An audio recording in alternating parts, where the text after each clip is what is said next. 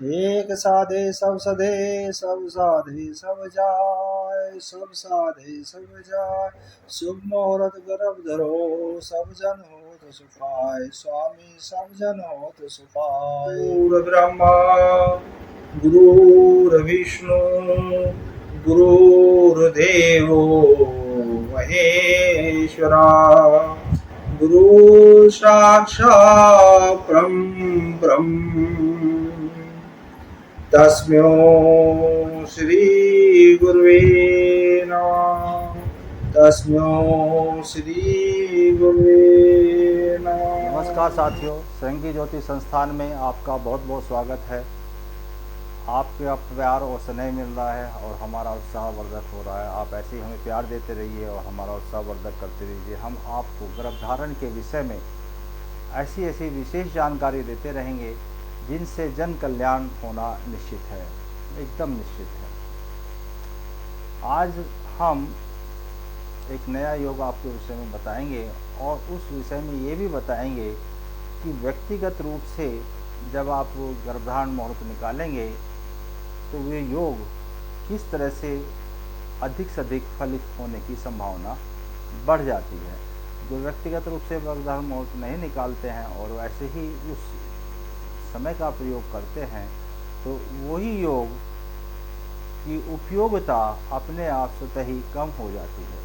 आज हम इस विषय में बात करेंगे। आज का जो हमने योग लिया है वो संख्यात्मक योग है, नाम है दामिनी योग। दामिनी योग का अर्थ होता है जो दामन को खुशियों से भरते।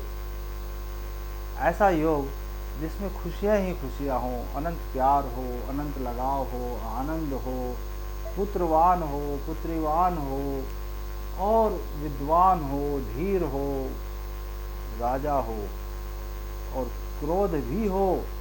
ऐसा ना क्रोध ना हो, पर क्रोध क्षणिक हो और वो क्रोध से भी अपने आप को अच्छा रख सके, अपने परिवार को अच्छा रख सके, अपने समाज को अच्छा रख सके। वो क्रोध भी उसलिए होगा, उसका क्रोध भी व्यर्थ नहीं जाएगा, ऐसा समझना चाहिए। ये बालक सुशील होते हैं, उदार होते हैं, बुद्धिमान होते हैं और जीवन में अनेक प्रकार के सुख भोगते हैं, जनप्रिय भी होते हैं, लोग इनको बहुत सराहते हैं और दीर्घजीवी होते हैं। इतने गुण इनों में पाए जाते हैं। आवश्यकता क्या है? छोटी सी आवश्यकता होती है, इसमें ज़्यादा नहीं है कि समस्त ग्रह का जहाँ अर्थ होता है वहाँ केवल शास्त्र ग्रह लिए जाते हैं, उसमें राहु केतु की गिनती नहीं होती है। समस्त ग्रह यदि 6 भाव में हो तो ये योग बन जाता है। तो साधारणतः आप देखेंगे कि ये योग अधिकतर समय बनता हुआ आपको मिलेगा, क्योंकि जब भी 2 ग्रहों की युक्ति होगी तो योग बन जाएगा। और इसमें आप देखेंगे कि सूर्य और बुध तो हमेशा लगभग साथ साथ ही रहते हैं। तो हम ये कह सकते हैं कि योग सदैव बना ही रहता है। फिर इस योग का फायदा क्यों नहीं मिलता, ये बड़ा सवाल है। कुछ लोगों को मिलता है, कुछ को नहीं मिलता, कुछ को मिलता है, कुछ को नहीं मिलता है। तो आज हम इसी को देख लेंगे कि ऐसा क्या घटना है कि किस समय हम इस योग का पूर्ण रूप से फ़ायदा ले सकते हैं और किस समय इस योग का हमें फ़ायदा नहीं होता है।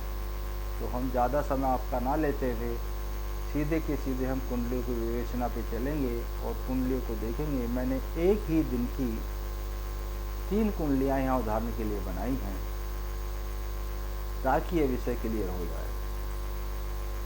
और जब ये विषय क्लियर होगा तो आपको ये महत्वता का समझ में आएगा कि गर्भधारण मुहूर्त निकालना कितना आवश्यक हो जाता है। तो चलिए हम पहले अब कुंडली ले लेते हैं। तो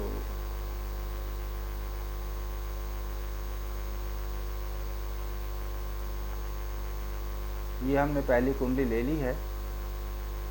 ये अभी की कुंडली ली है हमने 28 अगस्त 2025 की शाम के 4 बजे का इसका समय रहेगा। और हम देखेंगे कि इसमें हमें क्या क्या दिखाई दे रहा है। ये देख लीजिए, ये कुंडली 28 तारीख 2025 शाम के 4 बजे की कुंडली है। इसमें देख लीजिए, जो हमने बोला है कि सभी ग्रह 6 भाव में होने चाहिए। 1, 2, 3, 4, 5 और 6।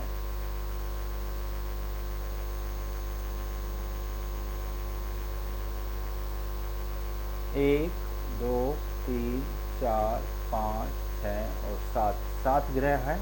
और भाव के देख लीजिए, 1, 2, 3, 4, 5, 6 7 ग्रह 6 भाव में विराजमान हो गए हैं। तो ये दामिनी योग बन गया है। अब इस दामिनी योग में ये हमें फल कितना देगा, योग बना हुआ है, सब कुछ है। अब इसमें देख लीजिए, ये फल देने की जब हमारी बात आती है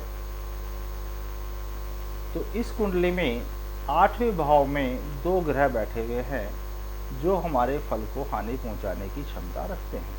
अब कौन कौन से ग्रह हैं और कौन कौन से भाव को हानि देंगे, ये देख लीजिए। ये रोगेश है, रोग को बढ़ाने की क्षमता लगता है। और एकादेश है, हानि को, लाभ को हानि में बदलने की क्षमता है आ जाएगी। और रोग भी, क्योंकि ये षष्ठम से षष्ठम भाव होता है तो यहाँ पर रोग भी देगा, यानी कि इस व्यक्ति को प्रबल रोग होने की संभावना बन जाती है। अब दूसरा ग्रह यहाँ पर बैठा हुआ है जो बुध है, उसको देख लेते हैं कि वो हमें कहाँ कहाँ हानि पहुँचाने की क्षमता रखता है। वो बैठा हुआ है 7वें भाव का स्वामी है, 10वें भाव का स्वामी है। ये दोनों भाव एक कर्म से जुड़ा है, एक व्यापार से जुड़ा हुआ है, यानी कि आपका कर्म और व्यापार दोनों में हानि पहुंचाने की क्षमता आ गई है। ये दोनों को हानि पहुंचाएगा। और दूसरी बात यह है कि ये ग्रह यहाँ पर आपके धर्मपत्नी के भाव का भी ग्रह है, यानी कि परिवार में भी अशांति हो जाएगी, परिवार में भी मतभेद होंगे, बुद्धि का भेद हो जाएगा। जबकि योग बना हुआ सुख शांति समृद्धि देने के लिए दामिनी योग। दामिनी योग में ग्रह आपका साथ नहीं दे पा रहे हैं, ग्रह आपके फेर में नहीं आ पाए हैं, तो वो ग्रह अपना कार्य करेंगे ही करेंगे, इसमें कोई दो राय नहीं है। हम आगे और ग्रह को भी देख लेते हैं कि वो क्या कर रहे हैं। शनि को ले लेते हैं। शनि दूसरे भाव का और तीसरे भाव का स्वामी है। त्रिसड़ाई का स्वामी हो गया। दूसरे भाव का फल ये जो ग्रह होता है वो नहीं देता है दूसरे भाव के फल, और त्रिसड़ाई का स्वामी होकर त्रिसड़ाई के फल देगा। और ये वह चला गया चतुर्थ भाव में, यानी कि आपके सुख शांति समृद्धि की हानि करने का निश्चय हो गया है। योग भले ही आपका सुख शांति समृद्धि देने वाला बना हो, परंतु ग्रहों की स्थिति इसमें सुखद नहीं है। ग्रहों की स्थिति क्लेश की बन गई। आगे इसमें ऐसे कई योग बने हुए हैं जिनके कारण आपको बहुत अधिक हानि उठानी पड़ सकती है, और ये आपके इसमें ज़्यादा शुभता प्रदान करने में सक्षम नहीं होगा। ये आदमी क्योंकि योग सुखदायी था, सुख देने वाला था, उसके प्रभाव के कारण एक मध्यम जीवन तो जी सकता है या मध्यम से नीचे का जीवन तो जी सकता है, परंतु यहाँ पर बहुत अधिक सुख होने की संभावनाएं नहीं है, क्योंकि जो जो ग्रहों का वर्णन किया है उन पे किसी भी शुभ ग्रह की दृष्टि भी उपलब्ध नहीं है। जैसे बृहस्पति शुक्रदेव पर और बुध देव पर कोई भी शुभ दृष्टि नहीं है, ऐसे ही शनिदेव पर कोई शुभ दृष्टि नहीं है, पाप दृष्टि मंगल की आ रही है। तो इसलिए शनिदेव भी आपको शुभ फल प्रदान करने की क्षमता यहाँ पर नहीं रख पा रहे हैं। तो अब मंगल को भी एक बार हम थोड़ा विचार करेंगे कि मंगल यहाँ पर पंचम भाव का स्वामी हो के दशम में बैठा हुआ है। ये अच्छा फल देने की क्षमता रखता है, क्योंकि 12वें भाव का स्वामी 12 भाव और दूसरे भाव में जब राशि होती है तो उसकी दूसरी राशि को गणना की जाती है। दूसरी राशि पंचम में है तो पंचमेश होने के कारण ये शुभ फल देने की क्षमता रखता है, परंतु यहाँ पर शनि से भ्रष्ट हो गया है। और यहाँ पर जो चंद्रमा है ये भी बलहीन है, यानी कि पाप दृष्टि रखता है, पापी चंद्रमा है एक तरह से। और केतु इधर बैठा हुआ है, सूर्य इधर बैठा है, तो यानी कि ये मंगल, अर्थात ये मंगल स्वयं पाप कर्तरी योग में आ गया है। ऐसे योग में ग्रह अच्छा फल नहीं दे पाते हैं, तो ये यहाँ पर इनको दोष लग जाएगा मंगल के लिए।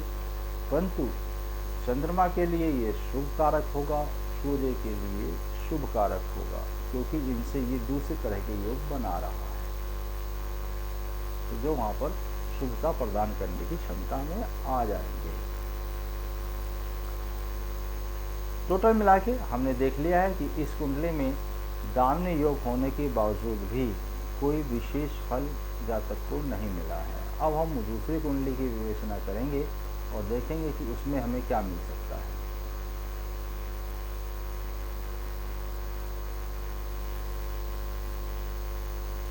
ये हमने 28 तारीख की ही कुंडली ली है, ये दिन के 12 बजे की कुंडली है। समय बदला है, सिर्फ समय बदलने से अब देखिए इसमें क्या क्या परिवर्तन आ गया है। जो शुक्रदेव और बुधदेव हमें बुरे परिणाम दे रहे थे, वो अब दसम भाव में आके शुभ परिणाम देने की स्थिति में आ गए हैं। क्योंकि रूल जो बनता है, यदि लगन से शुभ ग्रह दसम भाव में स्थित हों, यदि लगन से शुभ ग्रह दसम भाव में स्थित हों तो अम्ल योग बन जाता है, अम्ल कीर्ति योग बन जाता है, यानी कि ये यहाँ पर बहुत शुभ फल देने की क्षमता में आ जाएंगे। और ये चंद्र लगन से भी अम्ल कीर्ति योग बना रहे हैं, यानी कि जन्म लगन से और चंद्र लगन दोनों से अम्ल कीर्ति योग बना रहे हैं। ग्रह वही हैं, दशा वही है, स्थिति वही है, दाम्य योग ही है, पर दाम्य योग में ग्रहों की स्थिति अब परिवर्तित हो गई है, तो ये बहुत अधिक शुभ फलदायक हो गए हैं ऑटोमेटिकली। अब आगे दूसरे ग्रह को देख लेते हैं इसमें हम लोग कि शनिदेव इस कुंडली के अंदर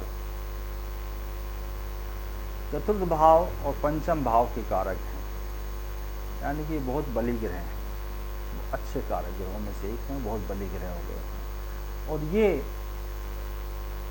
छठे भाव में आ गए हैं।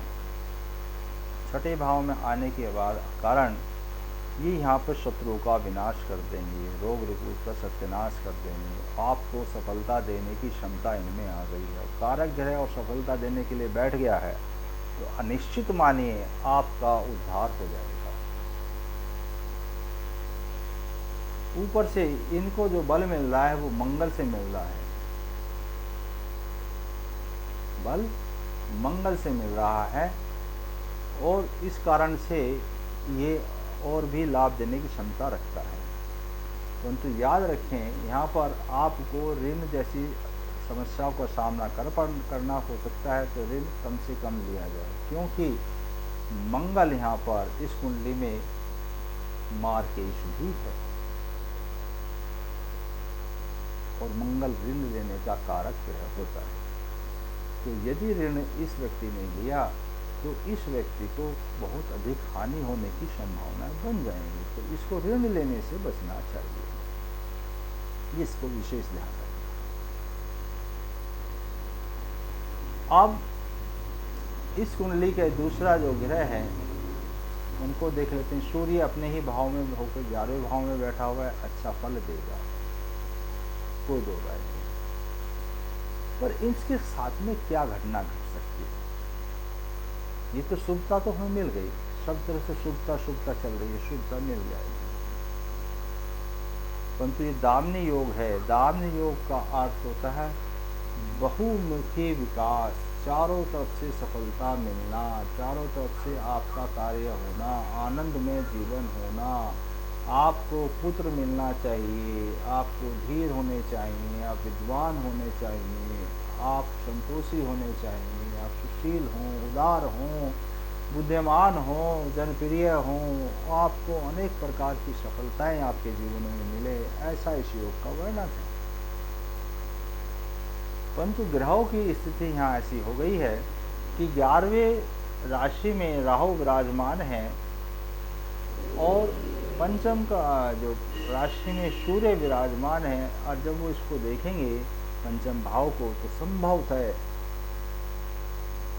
संभावना बन जाती है, क्योंकि कोई शुभ दृष्टि इस पर नजर नहीं आ रही। शुभ दृष्टि बृहस्पति की है, यहाँ पर बृहस्पति की शुभ दृष्टि है, परंतु क्योंकि ये योग अपने आप में संतानहीनता का योग बना रहा है, तो ऐसे में जो इनका योग है वो कभी कभी प्रबल अगर हो गया नौमांस कुंडली में या बाकी कुंडली में, तो इनको हो सकता है संतान का सुख ना मिले, ऐसी संभावना बन जाती है। परंतु बृहस्पति देव यहाँ पर जो बैठे हुए 9वें भाव में बैठे हुए हैं, उनके साथ में जो समस्या है वो मैं यहाँ पे बता देता हूँ, जिसलिए मैंने कहा कि इनको संतान सुख में बाधा आ सकती है। ये बृहस्पति देव त्रिषणाय के स्वामी हैं। 9 इनकी राशि तीसरे भाव और छठे भाव की है, और इनकी एक राशि में शनिदेव स्वयं राष्ट्रगेट होकर विराजमान हैं। तो ऐसी स्थिति में कई बार बृहस्पति देव शुभ परिणाम देने में सफल नहीं होते हैं, क्योंकि वो खुद पापी हैं इस समय में, इस कुंडली के लिए अकारक ग्रह हैं इस कुंडली के लिए।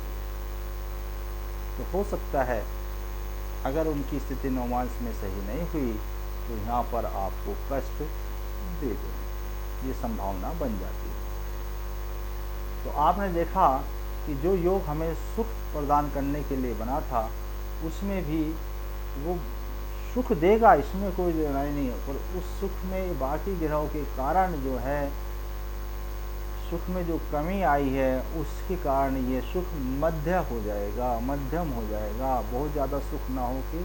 परंतु यहाँ पर कई जो हमने शाम को 4 बजे की कुंडली ली थी, उससे इस कुंडली की स्थिति बहुत बहुत बहुत बेहतर है।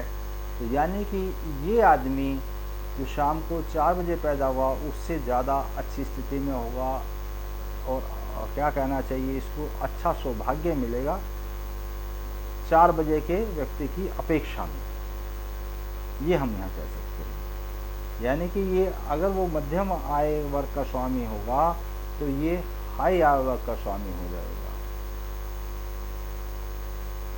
यहाँ पर इतना फर्क पड़ जाएगा, यानी कि इसकी आय उससे बहुत ज़्यादा होगी, इसका सौभाग्य उसके सौभाग्य से बहुत ज़्यादा होगा, इसका मान सम्मान समाज में उससे बहुत ज़्यादा होगा, इसको सुख सुविधा संपत्ति ज़्यादा मिल रही है,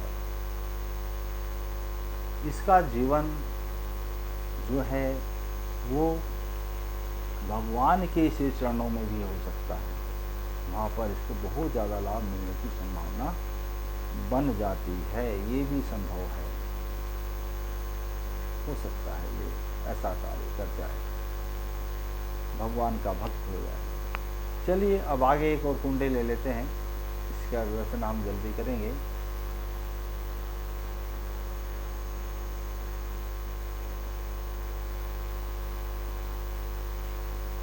ये कुंडली भी हमने 28 अगस्त 2025 सुबह 8 बजे के लिए, यानी कि सभी कुंडली हमने 4-4 घंटे का अंतर दिया है।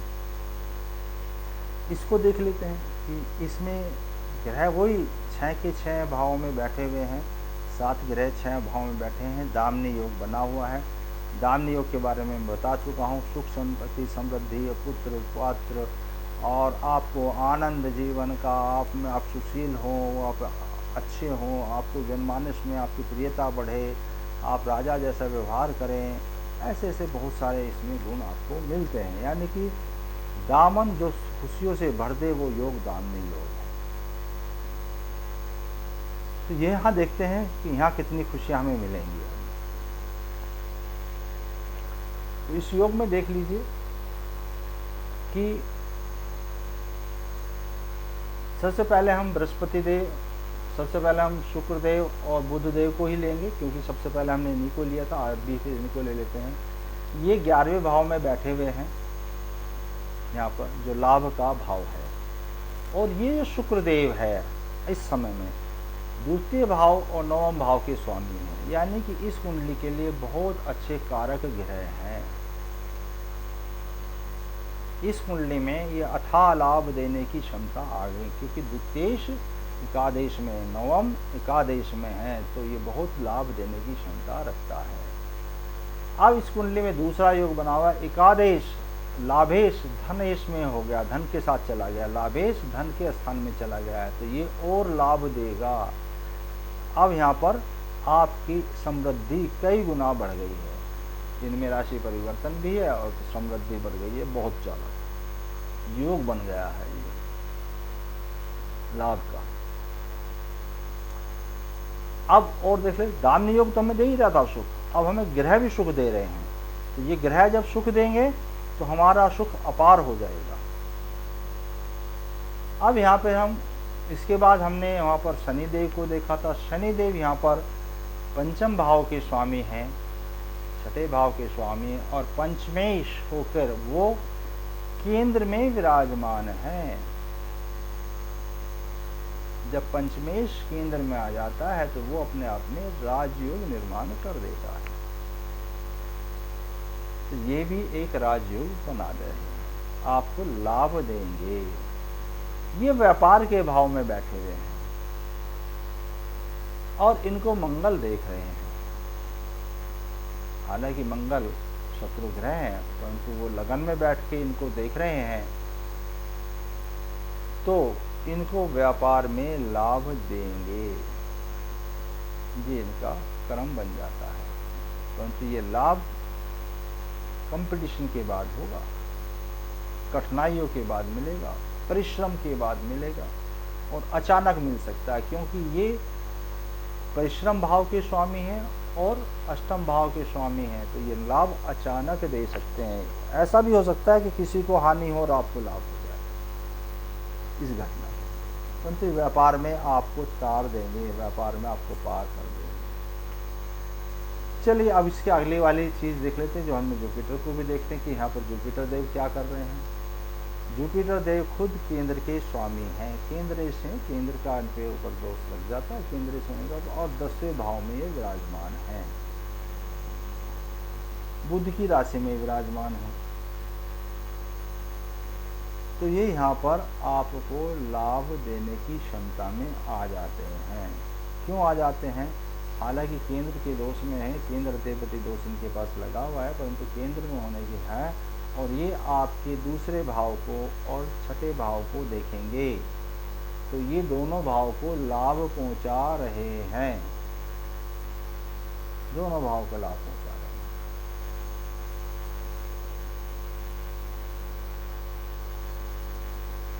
क्योंकि ये यहाँ पर श्रम ग्रह हैं, ये अपनी स्थिति इनकी श्रम की है, तो विशेष जो इनका बल होता है लाभ पहुंचाने का, वो इनको यहाँ पर नहीं मिल पाएगा, परंतु श्रम ग्रह होने के बावजूद भी आपको लाभ देने की स्थिति में ये रखेंगे।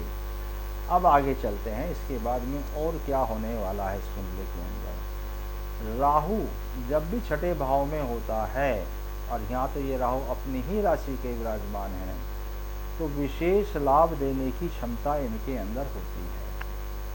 ये आपको ऐश्वर्य से परिपूर्ण कर सकते हैं, शत्रुओं का नाश करते हैं, आपके कंपटीशन में आपको सफलता दिला सकते हैं, आप अजय हो जाते हैं एक तरह से, आपको कोई दूसरा आदमी जीत नहीं सकता है। तो इस तरह की, यह कहिए आपके पास में एक एंजल है, आपके लगेगा कि भाई अब डूबे, परंतु वो एंजल आएगी और आपको उभार कर ले जाएगी और आपको हानि नहीं हो पाएगी, आप बच जाएंगे। इस तरह का ये राहु का हो जाता है। तो राहु या छठे भाव में अकेला हो तो बहुत लाभ करता है, ये तो स्व राशि का है, और भी ज़्यादा लाभ करेगा, और बृहस्पति से दृष्ट है तो और ज़्यादा लाभ देने की क्षमता इसमें आ जाएगी। और इसका जो स्वामी है वो स्वयं बृहस्पति की राशि में होकर केंद्र में बैठ गया है, और पंचमेश होकर भी केंद्र में बैठा हुआ है, ये और भी इसका जो डिस्पोजिटर है वो भी बलवान है। शुभ दृष्ट है, डिस्पोजिटर बलवान है, ये आपको शुभ फल देगा। अब इस कुंडली में एक और चीज़ हम देख लेते हैं कि जब भी केतु 12वें भाव में होता है तो शुभ फल देता है। तो ये केतु भी यहाँ पर शुभ फल देगा। सूर्य भी, क्योंकि सूर्य और केतु आपस में जब एक साथ होते हैं तो ग्रहण योग बना देते हैं, परंतु क्योंकि अब केतु शुभ फल देने की स्थिति में है तो सूर्य भी शुभ फल देंगे,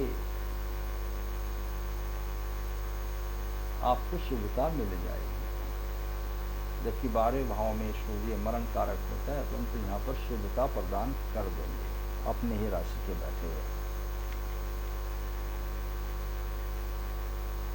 और सूर्य के जब दोनों तरफ ग्रह हों तो ये सूर्य बहुत अधिक बलवान हो जाता है और ये शुभ फल देने की क्षमता में होता है, बहुत अधिक शुभ फल देता है।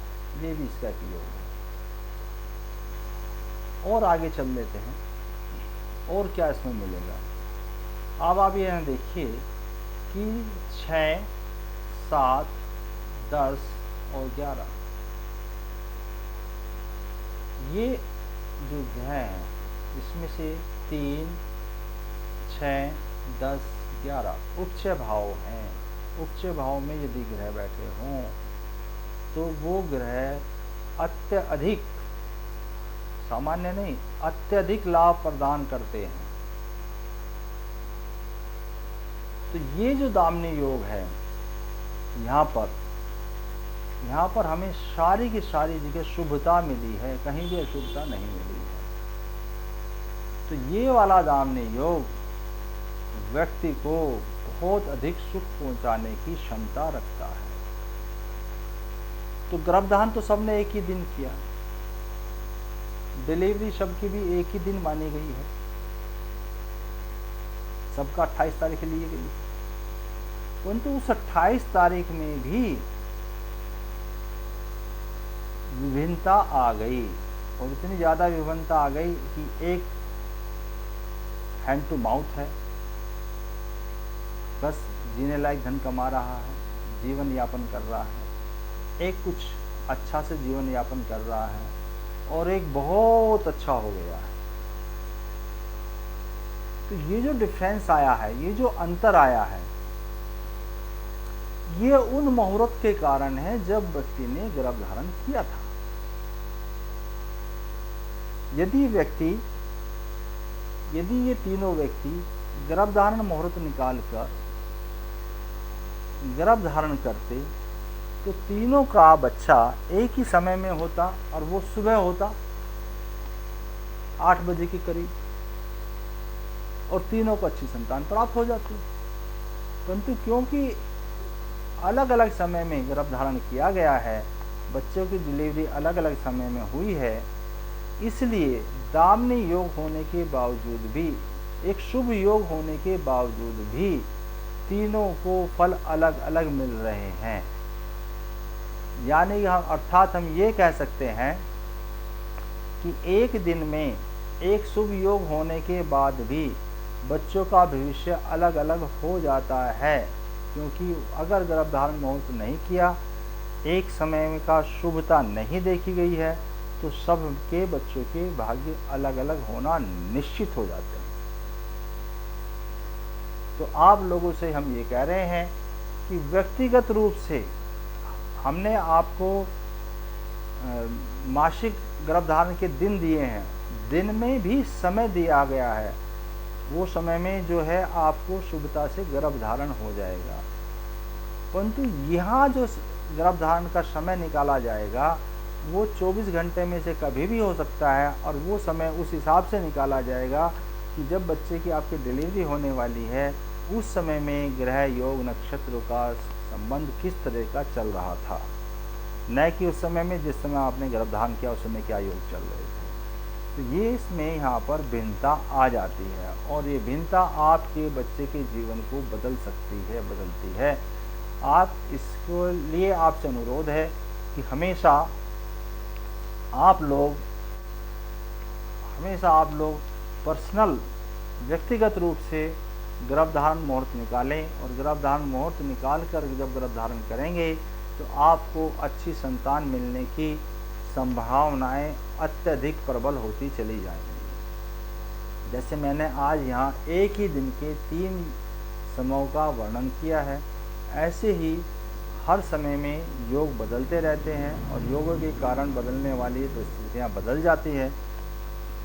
शुभ योग बने हुए होते हैं कुंडली में, परंतु वो कम फलित होते हैं। वो योग जो शुभ योग बना है आपकी कुंडली में वो पूर्ण रूप से फलित हो, इसके लिए हमें गर्भधारण मुहूर्त का सहारा लेना होगा ताकि हमारे बच्चे के जीवन में खुशियाँ अपार हो जाएं। और जब बच्चे के जीवन में खुशियाँ अपार होंगी तो हमारे जीवन में अपने आप खुशियाँ आ जाएंगी। अगर ये मेरी जानकारी आप लोगों को अच्छी लगी हो तो आपसे अनुरोध है कि इस वीडियो को लाइक कीजिए, सब्सक्राइब कीजिए, नोटिफिकेशन बेल दबाइए और ज़्यादा से ज़्यादा लोगों में इसको प्रसारित कीजिए ताकि सब लोग अपना गर्भधारण मुहूर्त निकाल के जीवन को सुखद बनाएं और अपने जीवन में आनंद भर लें। मेरे आप लोगों से यही अनुरोध है।